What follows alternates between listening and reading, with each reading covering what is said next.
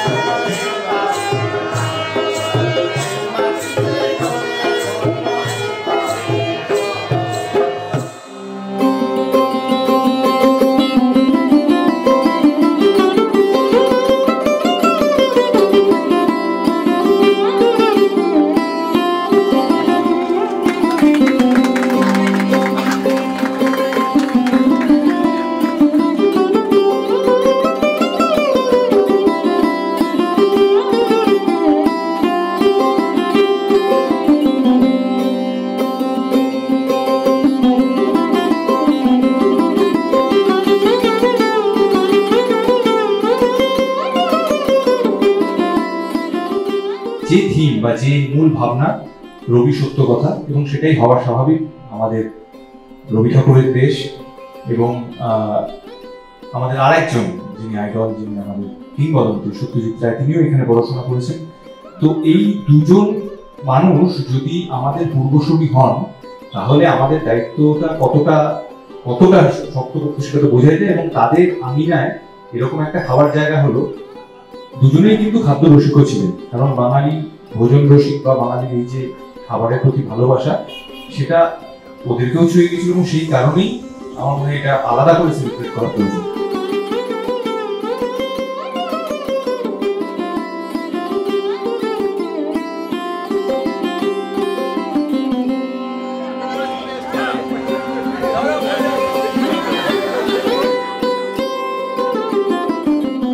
শুভ বিজয়া সবাইকে শুভেচ্ছা। ধন্যবাদ রামজিৎকে যে পুরো ভূতের রাজা এখানে আজকে উদ্বোধন করতে আমাকে ডাকার জন্য।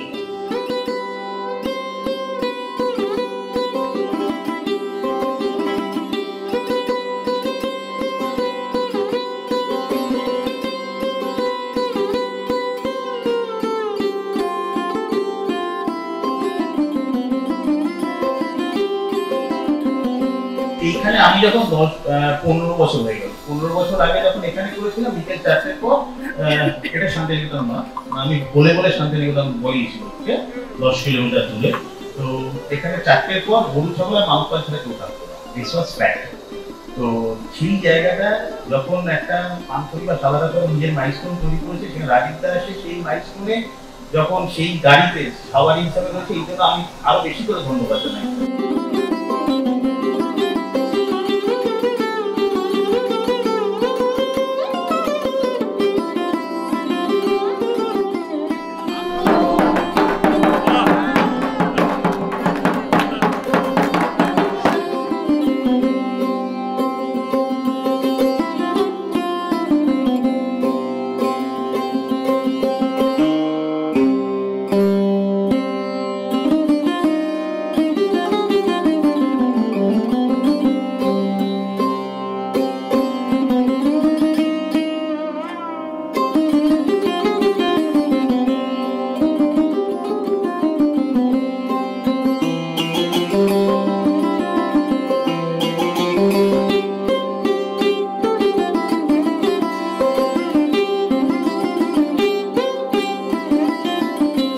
পরে 16th ব্রাঞ্চ বাঙালির জন্য কি নতুন উইকেন্ড ডেস্টিনেশন?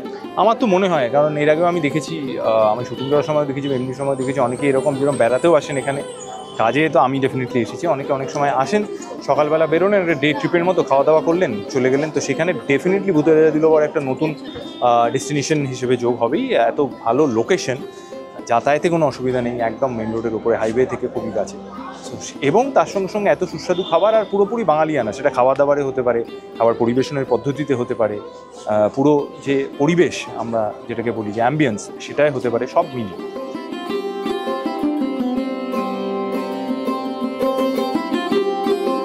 আজকে খুব ভালো লাগছে এখানে এসে। কবি সত্যর যে কনসেপ্টটা এখানে করা হয়েছে সেটাতে ভূতের রাজা দিলবরকে যেন একটা অন্য মাইলেজ দিচ্ছে। এবং খাওয়া দাওয়া তো সবাই জানে, কোয়ালিটি ওয়াইজ সব কিছুর দিক থেকেই নাম্বার 1-এ ভূতের রাজা দিল বর। দেখো 16টা আউটলেট এত কম সময়ের মধ্যে এটা এমনি এমনি হয় না, এটা মানুষের ভালোবাসা, মানুষের আশীর্বাদ এবং জনপ্রিয়তাই প্রমাণ করে। ভূতের রাজা দিল বর যে শুধু বাঙালি খাবার, বাঙালি আনার সাথে বাঙালি খাবার দাবার রান্না করার পদ্ধতি, পরিবেশন করার পদ্ধতি শুধু তা তো নয়, বাঙালি অন্যতম প্রিয় বা একটু বলতে পারি দুর্বলতম জায়গা সেটা হচ্ছে এই খাবারের প্রতি বা ভোজন রসিকতা, খাবারের প্রতি প্রেম। সেটাকে যেরকম ভূতের রাজা দিল বর উস্কে দিচ্ছে, তার সঙ্গে সঙ্গে বাংলার ইতিহাস, বাংলার সংস্কৃতি, বাংলার সাহিত্য সেটাকেও বারবার রিভিজিট করছে। এই যে অফকোর্স দেখো সেইটা ছাড়া না শুধু মানে খাবারটাও যে আমরা শুধু খেতে ভালোবাসি না, খাবারটা আমাদের কাছে ইমোশন। খাবার নিয়ে আলোচনা হয়, দেখবে লাঞ্চ করতে করতে আমরা ডিনারে প্ল্যান করি, ডিনার করতে করতে ওই সময় বেড়াতে যাবো ওই সময় প্ল্যান করি। আর তার থেকেও বড় কথা এই যে শান্তিনিকেতনে আসা, বোলপুর, এখানে রবীন্দ্রনাথ, সত্যজিৎ রায় আমাদের সব থেকে বড় দুই আইকন, সব থেকে বড় দুই আইকন।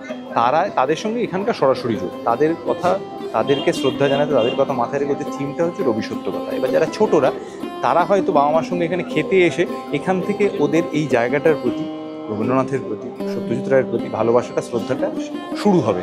ওরা জানতে চাইবে এটা কেন, ওটা কেন, আচ্ছা ভূতের রাজা দিল বর কেন, ভূত তো আমরা জানি ভূতকে ভয় পেতে হয়, ভূত কী করে ভালোবাসার ভূত হয়, ভূত কী করে বর দেয়। এইভাবেই আমাদের ট্রেডিশন, আমাদের গল্পগুলো, আমাদের সাহিত্য, সিনেমা, আমাদের পুরো জীবনযাপনটা আরও এগিয়ে যাবে। So kudos two, definitely so kudos two ভূতের রাজা। Thank you.